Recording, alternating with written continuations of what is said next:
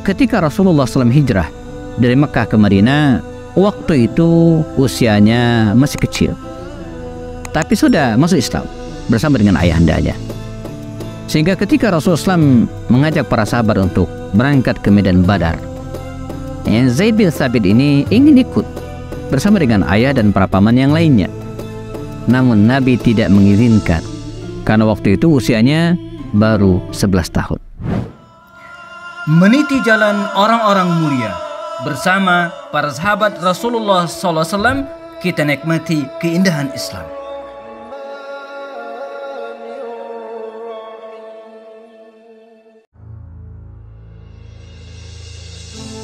Assalamualaikum warahmatullahi wabarakatuh. Alhamdulillah, assalatu wassalamu ala rasulillah wa ba'du.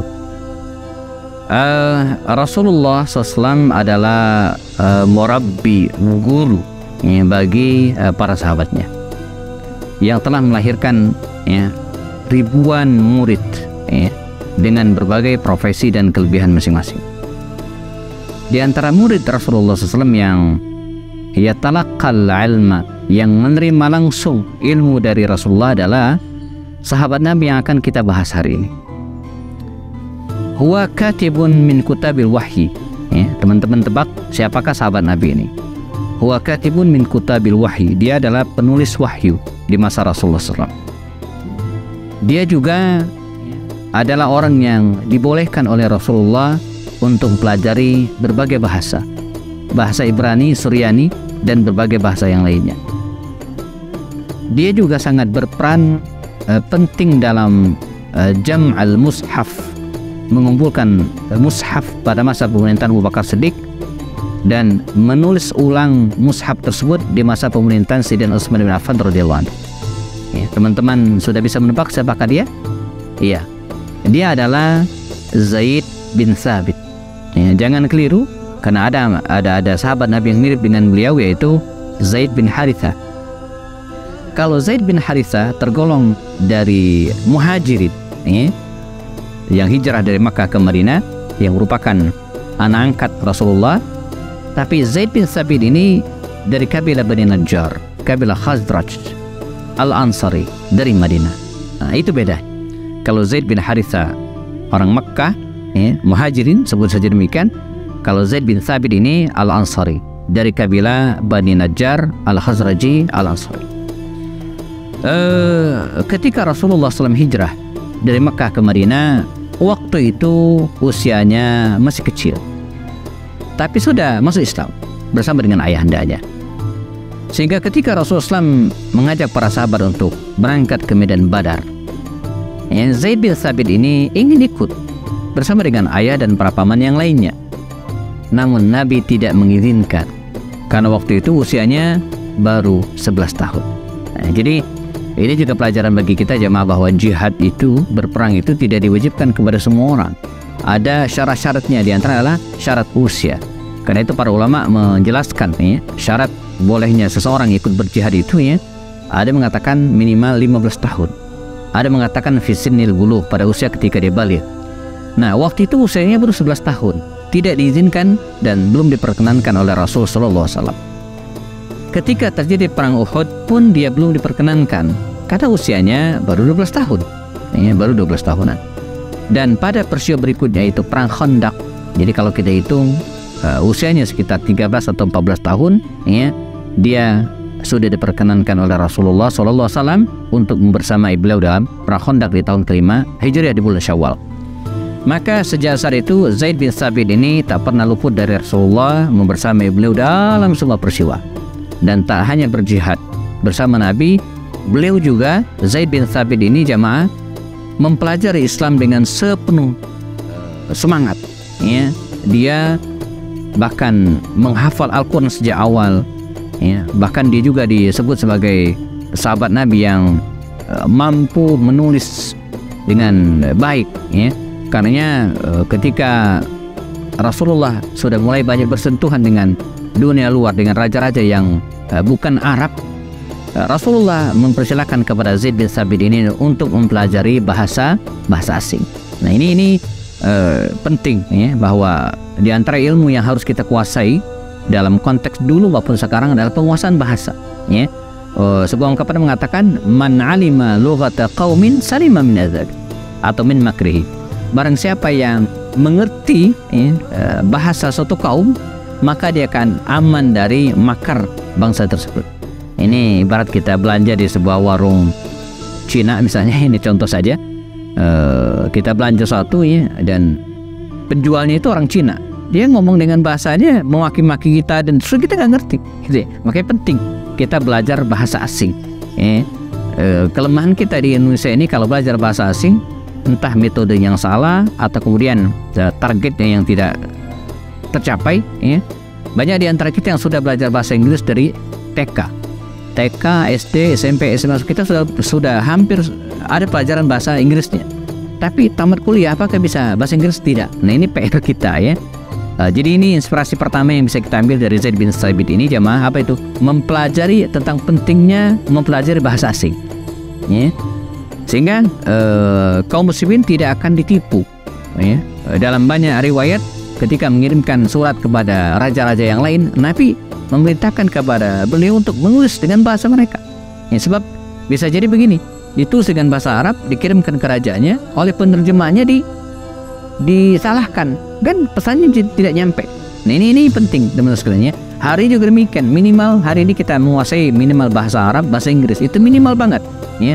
Kalaupun tidak bisa bicara mungkin, tapi minimal kita ngerti teksnya, kita paham membacanya, ini minimal banget. Ditambah dengan bahasa yang lain. Nah ini kita pelajari juga dengan tokoh-tokoh Islam dulu, di mana Haji Agus Salim, Muhammad Yamin, Buya Muhammad Nasir, Buya Hamka, ya, Bung Karno sendiri ya. Ini tokoh-tokoh dalam sejarah kita yang menguasai ragam bahasa. Dan karena itu juga maka Rasulullah mengangkat Zaid bin Thabit ini sebagai salah satu penulis wahyu. Karena Al-Quran turun itu kepada Rasulullah, diperintahkan oleh Rasulullah untuk melakukan dua hal.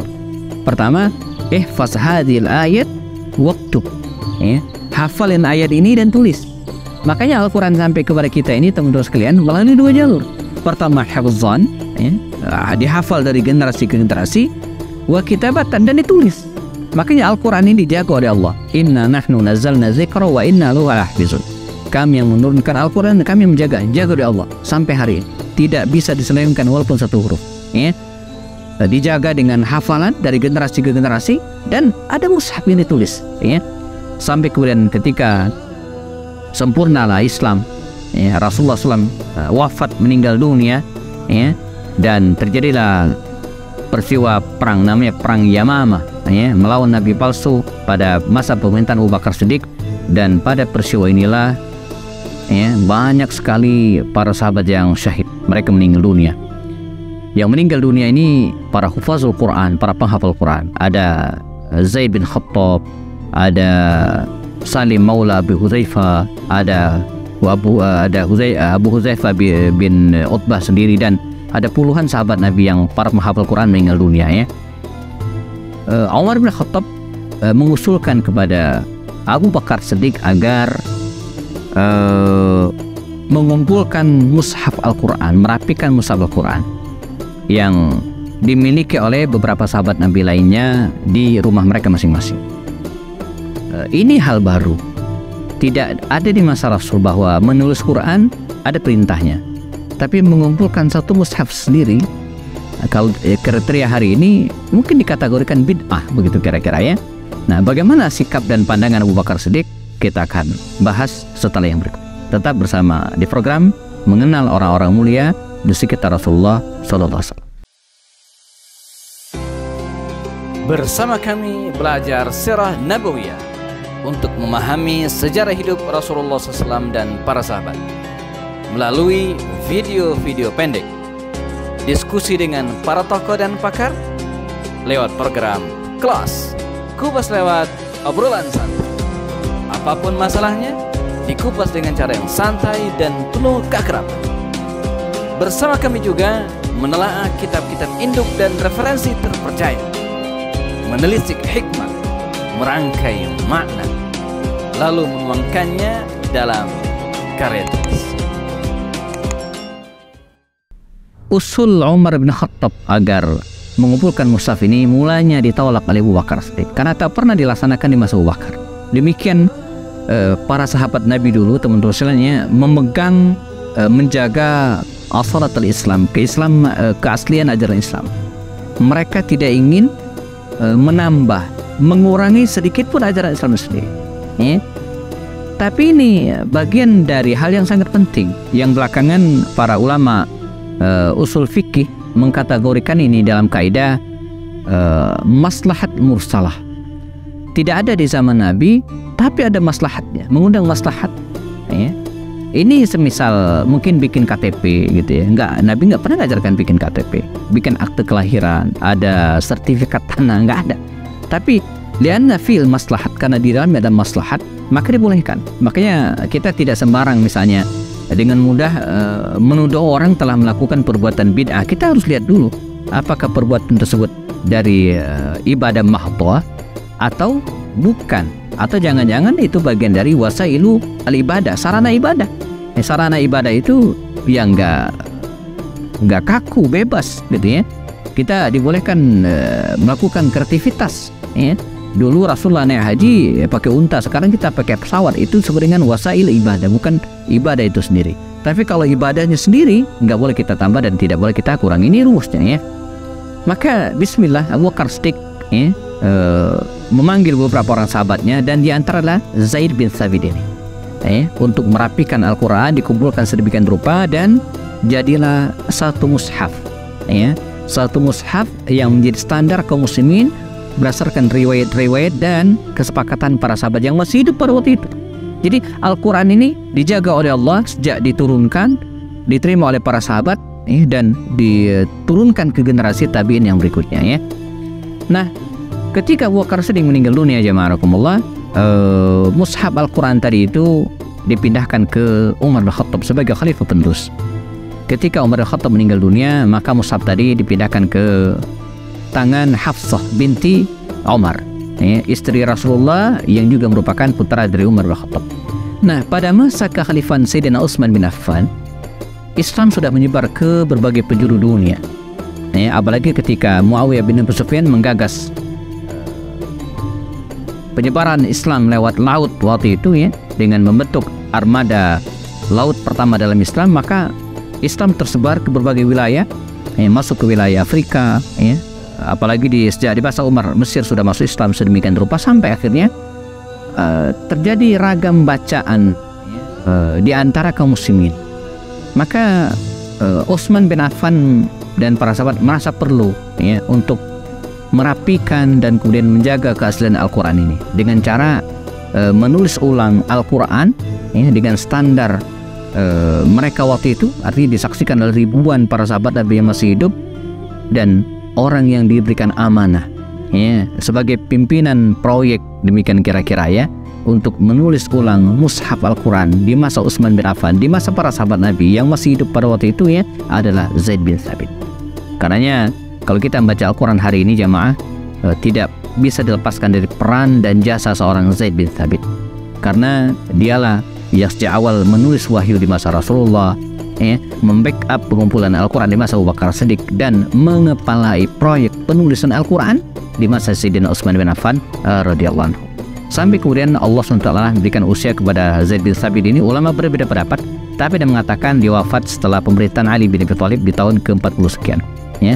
Rahimahallahu Zaid ibn Thabit. Semoga Allah memberikan rahmat kepada Zaid bin Thabit dan mempertemukan dengan kita nanti di surganya. Amin ya rabbal alamin. Semoga bermanfaat. Kita ketemu lagi pada sesi berikutnya, tetap dalam serial mengenal orang-orang mulia di sekitar Rasulullah sallallahu alaihi wasallam.